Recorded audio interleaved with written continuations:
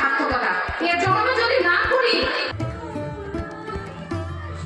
চন্দ্র ঠাকুর ওনার সান্নিধ্যে এসে আমরা জীবনে অনেক উন্নতি পেয়েছি। দেখো এবার মন্দিরটাকে তোমাদেরকে দর্শন করাচ্ছি। এটাই সৎসঙ্গ বিহারের আর কি যে মন্দিরটা হচ্ছে, সেটা 7.5 বিঘা জায়গার উপরে গড়ে উঠছে। এদের বাজেট প্রায় 7। ঠাকুর অনুকূল চন্দ্র জি কি জগৎ জনী লক্ষ্য স্বপ্ন শিশির বর্মা কি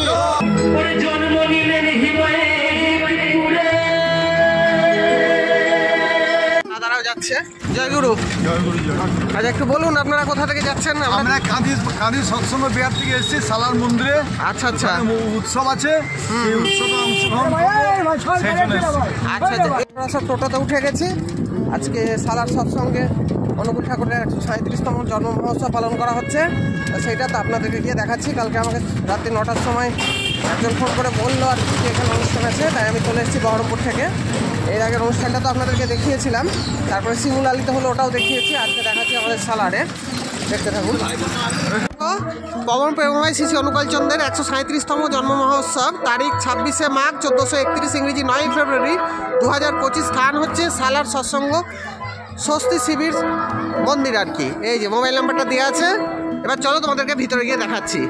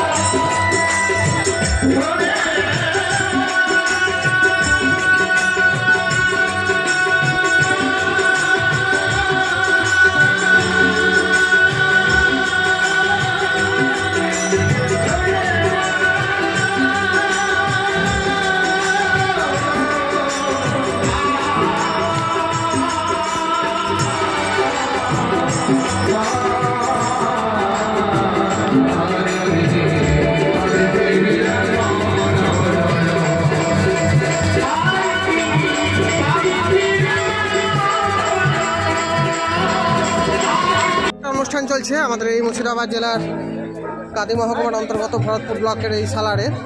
তা আমি আজকে চলে এসেছি। কালকে রাতের বেলায় আমি জানতে পেরেছি যে এখানে আজকে শ্রী শ্রী ঠাকুরের জন্ম মহোৎসব অনুষ্ঠিত হবে। তা আমি ভাবলাম যে তোমরা অনেকে এই ধরনের অনুষ্ঠানগুলো দেখতে পছন্দ করছো, আমাকে কমেন্ট করছো, তাই আমি আজকে চলে এলাম। বাবার এই অনুষ্ঠানটা তোমাদেরকে তুলে ধরছি। দেখো কেমন লাগছে, কমেন্ট করে জানিও।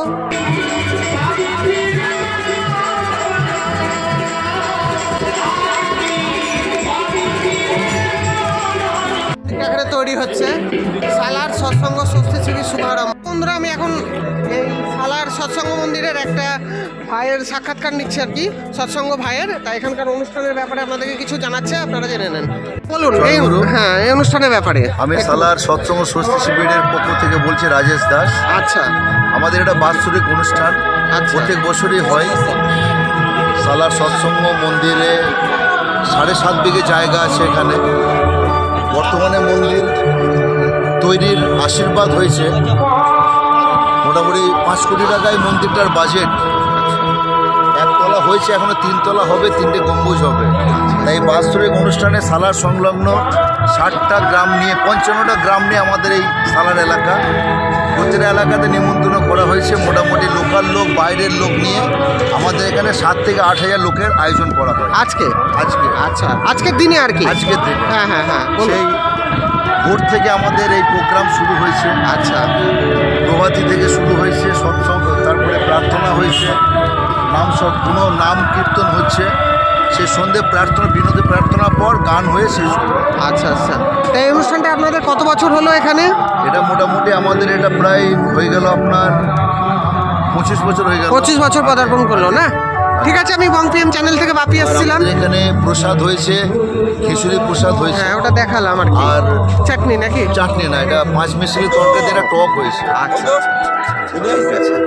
তা আমি বংপিএম চ্যানেল থেকে বাপি আসছিলাম, চ্যানেলে বলার জন্য আপনাদেরকে অসংখ্য ধন্যবাদ দাদা। জয় গুরু, ভালো থাকবেন। হ্যাঁ, আমি একটু তুলি ওগুলো। হ্যাঁ, জন্ম নিলেন হিমায়ে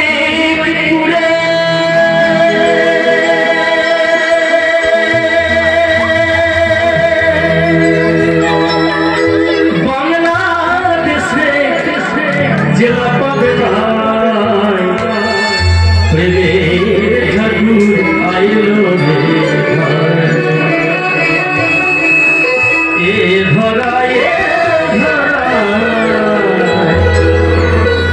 প্রেমের ঠাকুর আইলো রে ভাই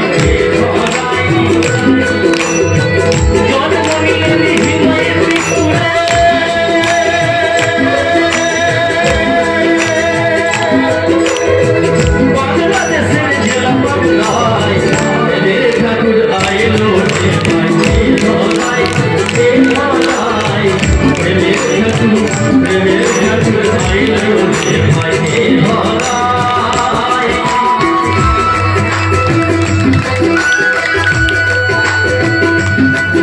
দেখো ভোগ রান্না হচ্ছে প্রসাদ। এখানে কিন্তু অন্নের খিচুড়ি করা হচ্ছে, ডালিয়াটা এখনো এরা করে উঠতে পারেনি।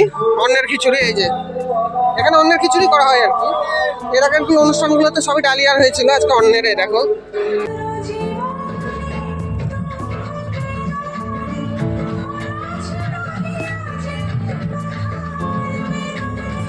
এটা হচ্ছে মূল মন্দিরটা, এটাকে সাজিয়ে রেখেছে আর কি। আচ্ছা, এইখানে এই যে বাবাদের ছবিগুলোকে আজকে অনুষ্ঠান হচ্ছে, এই জন্য সাজানো হয়েছে।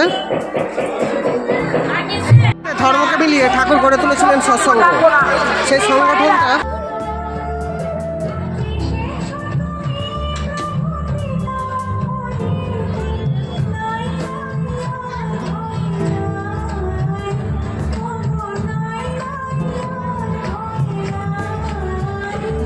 এবার এই মূল মন্দিরের ভেতরে একটু ঢুকে দেখাচ্ছি তোমাদেরকে। প্রার্থনার টাইমগুলো দেওয়া আছে এখানে। হ্যাঁ, বেড়া জালে শক্তি যদি পেতে চাস, শ্রদ্ধা করে ইষ্টাবতী নিত্য পালিশ কাটবে পাস। এই ঠাকুরের একটা বাণী তোমাদেরকে পড়ে শোনালাম। এটা প্রার্থনা কক্ষ না? তুমি যাহা চাও তাই মোর ভালো, আমি যাহা চাই ভুলে, আধারের পাশে রাখিয়াছ আলো, অসীমের পাশে কুলো। শ্রী ঠাকুরের একটা মন্তব্য।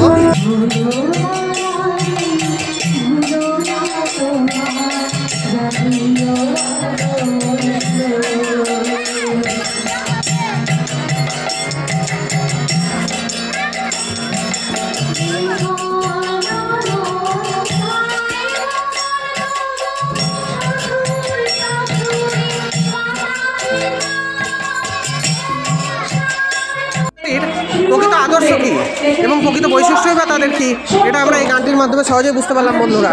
আমি আজকে চলে এসেছিলাম 137তম জন্ম মহোৎসব পরম প্রেমময় দয়াল ঠাকুর অনুকূল চন্দ্রের, যেটি সালার সৎসঙ্গের মাঠে হচ্ছে, সেটাই তোমাদেরকে দেখাবার জন্য।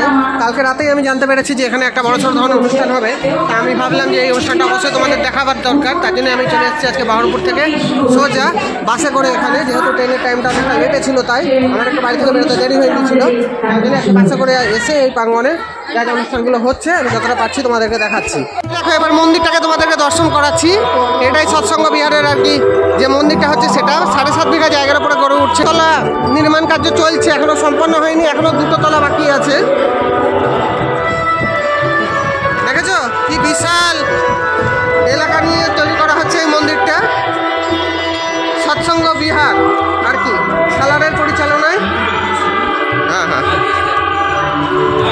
এই দেখো এইদিকে আর এইদিকে, দুই দিকে 2টো সিঁড়ি করা হয়েছে।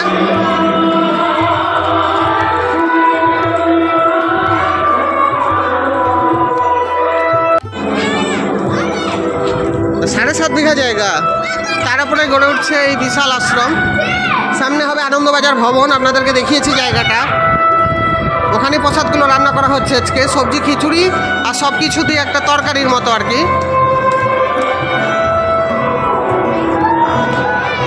দূরে হেলিকপ্টার চলে যাচ্ছে। তোমাদেরকে এবার ছাদটা দেখিয়ে দিই।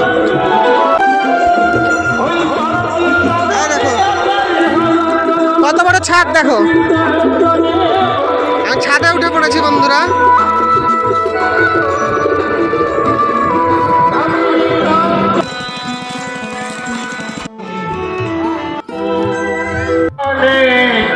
আপনার নাম কি?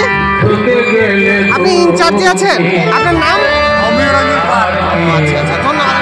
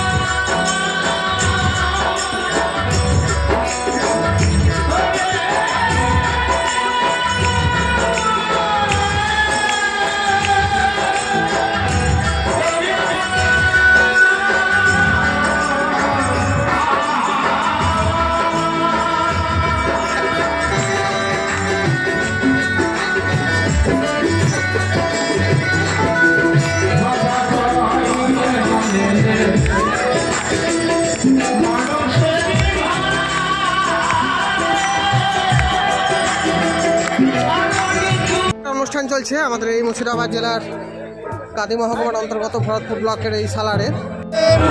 পরম দয়াল শ্রী ঠাকুর অনুকূল চন্দ্র জি কি, জগজ্জননী লোক সর্বে শ্রী বর্মা কি, পরম পূজ্য পাদ শ্রী বরদা কি, পরম পূজ্য পাদ শ্রী আচার্য দেব কি, মাতা মনমোহিনী দেবী কি, ভান্ডারা প্রসাদ কি, সালার সৎসঙ্গ স্বস্তি শিবির কি, শ্রী ঠাকুর 137তম জন্ম দিবস কি, বন্দে পুরুষোত্তম, বন্দে মাতৃবর্গন, বন্দে ওম কৃষ্ণদেবতম, বন্দে পুরুষোত্তম, বন্দে পুরুষোত্তম, পরম প্রময় পরম দয়াল শ্রী ঠাকুর অনুকূল চন্দ্র জি কি। জয় গুরু। জয় গুরু। শুরু করুন, দেখি একটু। এই যে পাতা দেওয়া হচ্ছে। দেবেশকে ফোন করে পাচ্ছি না, পাতা দেবে, পাতা দেওয়া চলে যাও, চলে যাও, এটা খুলে অসুবিধা হলে। এই যে পাতাগুলো দেওয়া হচ্ছে, প্রসাদ দেওয়া হবে।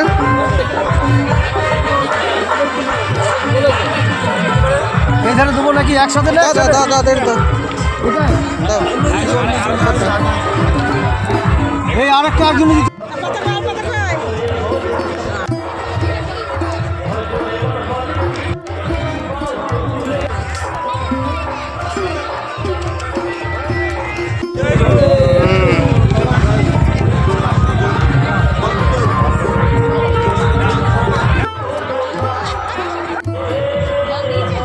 খেতে বসছি, তোমাদেরকে দেখাচ্ছি। জায়গা দিয়ে দিয়েছে, জল দিয়ে ধুয়ে নিয়েছি। অল্প দাও দাদা, হ্যাঁ অল্প দাও, প্রসাদ অল্প দাও, নষ্ট করে লাভ নাই। পড়ে গেল সবজি, ব্যাস। খুব সুন্দর, হ্যাঁ যেমন প্রসাদ হয় ওরকমই হয়েছে। কি অপূর্ব স্বাদ প্রসাদের, একবারে অন্যের খিচুড়ি, তার সাথে সবজি ছিল, সমস্ত কিছু দিয়ে সবজিটা করা হয়েছিল, দারুণ লাগলো।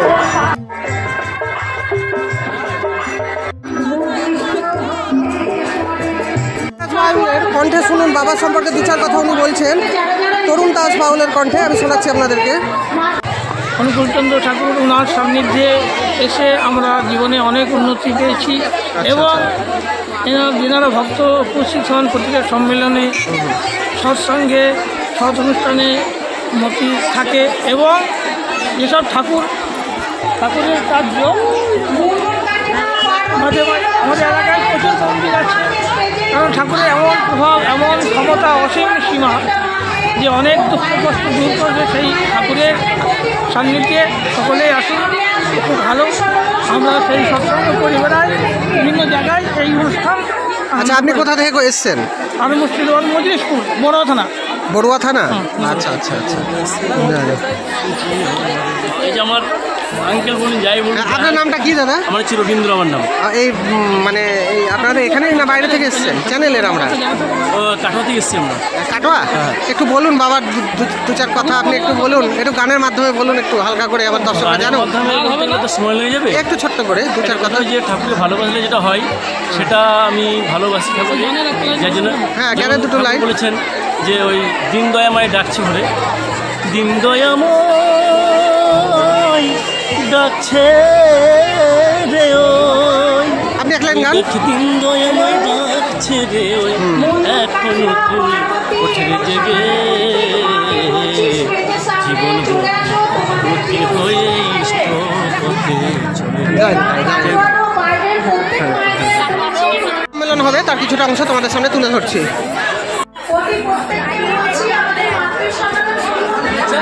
হ্যাঁ আচ্ছা,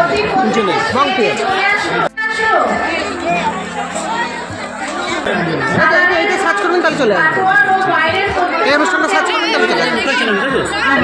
সব রকম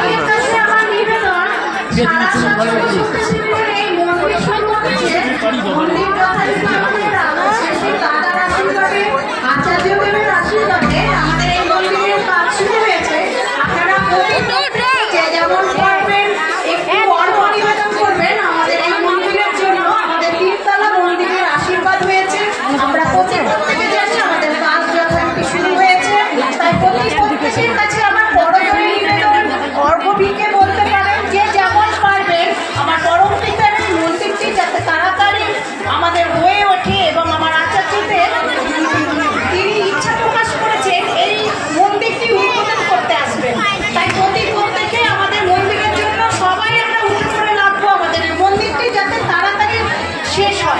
জয়গুরু প্রতিপত্তিকে জয়গুরু। প্রত্যেক মা বলছি আমাদের মায়ের সামনে হবে, স্টেজে আসুন আপনারা প্রত্যেকে। জয়গুরু জয়গুরু।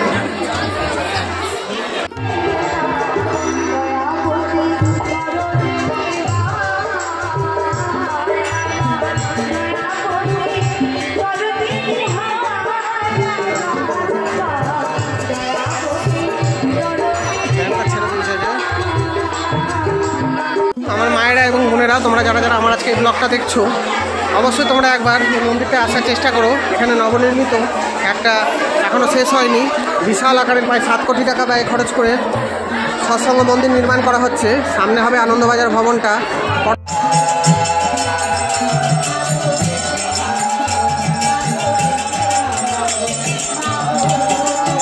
মায়েরা বলছিল না যে বাড়ির কাজকর্ম সেরে 3টে থেকে 6টা আমরা বেরিয়ে পড়ছি এই ডিপি ওয়ার্কস করতে।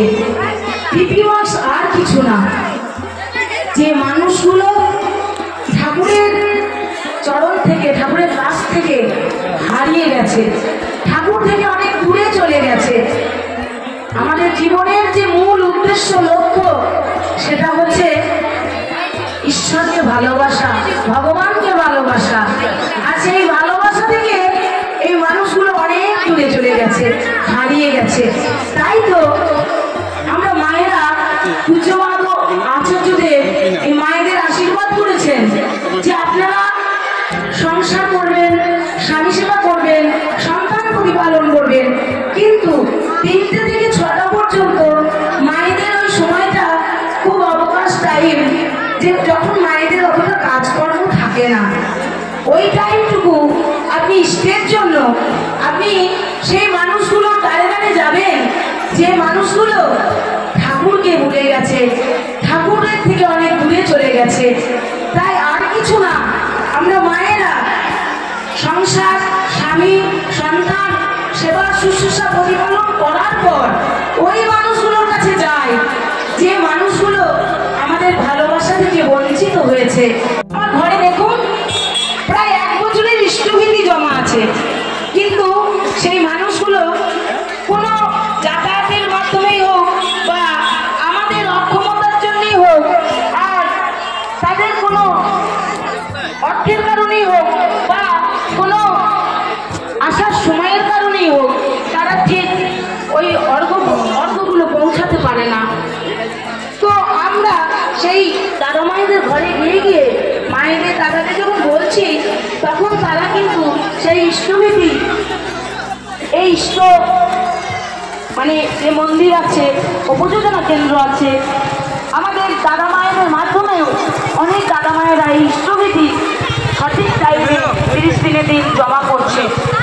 আবার অনেক দাদা মায়েদের যে ঘরে ওই ইষ্টভীতিগুলো জমা আছে, আমরা তাদের বাড়ি বাড়ি গিয়ে আমরা জানতে চাইছি যে আপনাদের অসুবিধাটা কোথায় হয়েছে। অর্থের অসুবিধা, না সময়ের অসুবিধা, না আপনি পৌঁছাতে পারেননি, না আমাদের কোনো ত্রুটি আছে। এই কারণগুলো জানার পর যখন আমরা দেখলাম তাদের বিভিন্ন রকম অসুবিধা, সেই অসুবিধাগুলোকে আমরা সুবিধা করার জন্য আমরা তাদের পাশে দাঁড়িয়ে একটু হেল্প করে, তারা সাহায্য করে অনেকেই অবগত হয়েছি। কিন্তু মায়েরা বলছিল না যে ধর্মকে মিলিয়ে ঠাকুর গড়ে তুলেছিলেন সৎসঙ্গ। দুঃখ কষ্ট সেই তো হলো সুখ, আত্মসাথে কর্ম যত তাকেই বলে দুঃখ। দুঃখ এবং কষ্টের বর্ণনা করতে গিয়ে বড়মাতা 2-1টা কথা তার বাড়ির মাধ্যমে আমাদের জনসাধারণের কাছে তুলে ধরেছেন। সেটাই তোমাদের সামনে আমি একটু তুলে ধরছি, যে আমরা যদি দুঃখটাকে সহ্য করে নিয়ে ইষ্টদেবতার আরাধনা করি কোনো রকম আমাদের আশা আকাঙ্ক্ষা ছাড়াই, আমাদের জীবনে কিন্তু কোনো দুঃখ কষ্ট থাকে না। এবং শুধু সারা জীবন যদি ভগবানের কাছে গিয়ে নিজেদের স্বার্থ চরিতার্থ করার জন্য দাও দাও দাও বলে থাকি, তাহলে কিন্তু সারা জীবন আমরা দুঃখ কষ্টের মধ্যেই পড়ে থাকি। তার জন্যই বাবা বলেছেন তার এই বিখ্যাত বাণীর মাধ্যমে যে কোনো কিছু শর্ত ছাড়াই ত্যাগ তিতিক্ষার মাধ্যমে ভগবানের উপাসনা করে যাও, মানুষকে কোনো রকম শর্ত ছাড়াই সেবা করে দাও, তাহলে কিন্তু তোমরা খুব তাড়াতাড়ি ওই লোকে পৌঁছাতে পারবে।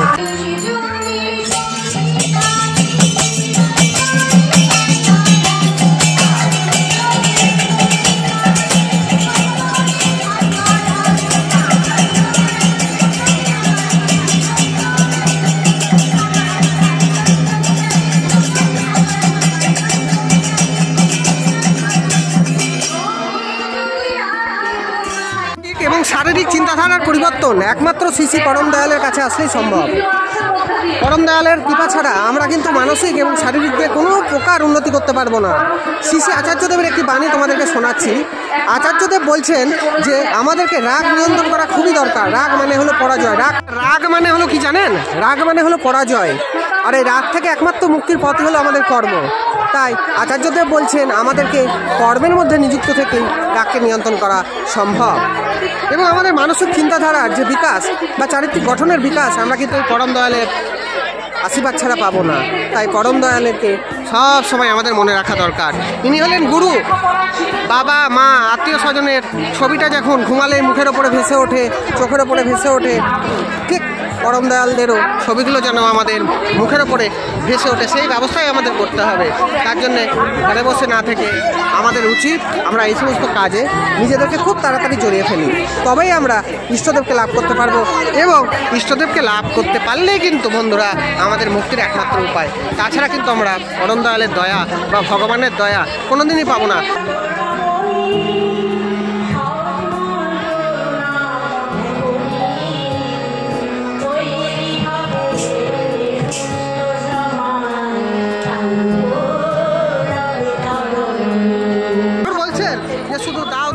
লোভ লালসা ইত্যাদির বশবর্তী হয়ে ইষ্টদেবকে আরাধনা না করতে।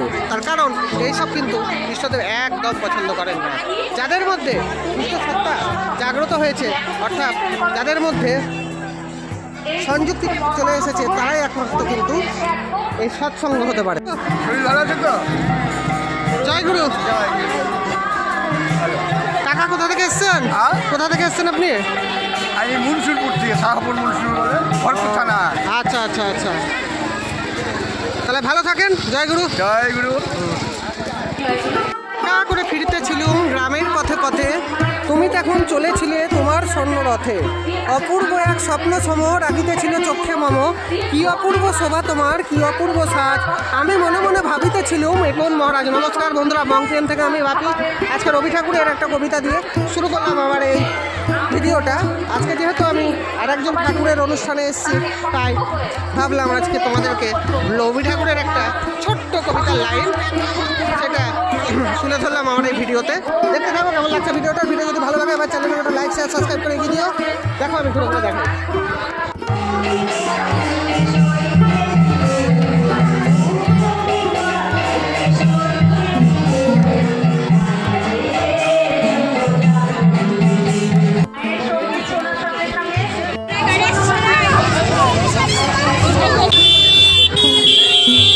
ও ঘোড়া ঘোড়া ঘোড়া।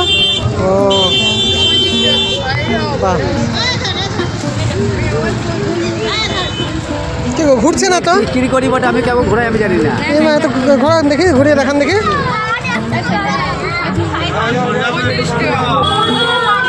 ও সেই মিলিয়ে মিলিয়ে। আচ্ছা আচ্ছা, আপনি জানেন করতে?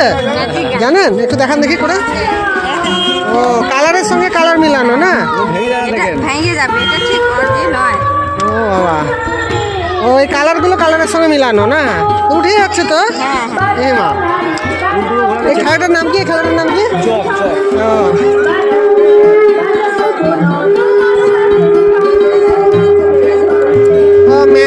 Maggi guard.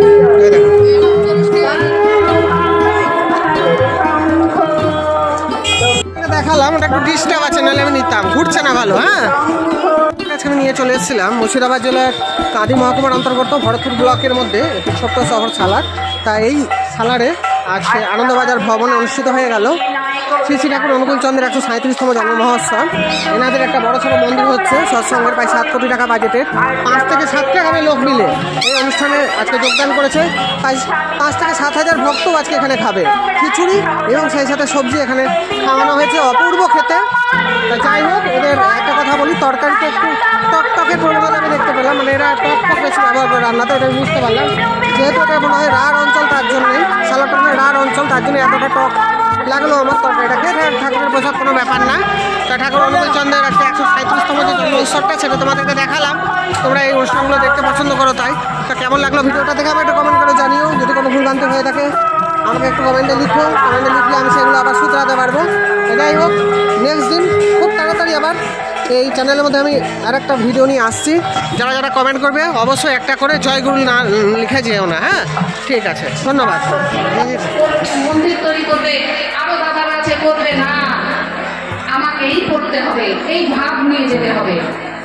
রামচন্দ্রের সেতু বন্ধনে কাঠবিড়ালি নিজের দেহ থেকে ধুলো ঝেড়ে দিয়েও কিন্তু তার প্রভুর কাজ করে দিয়েছিল।